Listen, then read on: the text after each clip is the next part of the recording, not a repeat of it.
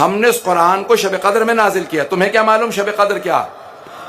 اب اللہ سبحانہ تعالیٰ کہتا ہے ایک رات، یہ شب قدر جو ہے نا، یہ ایک رات 1000 مہینوں سے افضل ہے. خیر من الف شہر، ایک رات 1000 راتوں سے نہیں،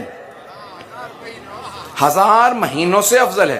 جو 80-83 سال سے زیادہ بنتے ہیں 1000 مہینے. عزیزان گرامی، اب چھٹے امام سے پوچھا، کہا کہ مولا یہ لیلۃ القدر کی اتنی فضیلت ہے، کیوں اتنی فضیلت ہے؟ یہ لیلۃ القدر کیا ہے؟ تو امام نے تفسیر فرات کوفی میں فرمایا کہ اللیلہ فاطمہ، یہ جو شب قدر ہے یہ میری دادی فاطمۃ الزہرا ہے.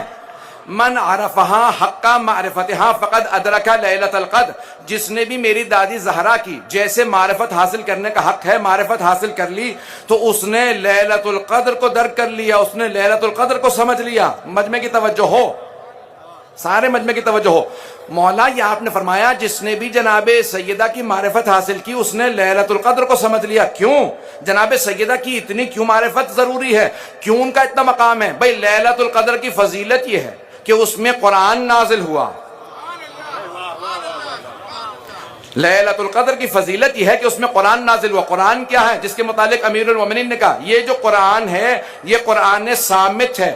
جس رات میں ایک قرآن صامت نازل ہوا وہ 1000 مہینوں سے افضل ہے. سارے مجمع کی توجہ ہو، جس رات میں ایک قرآن صامت نازل ہوا وہ 1000 مہینوں سے افضل.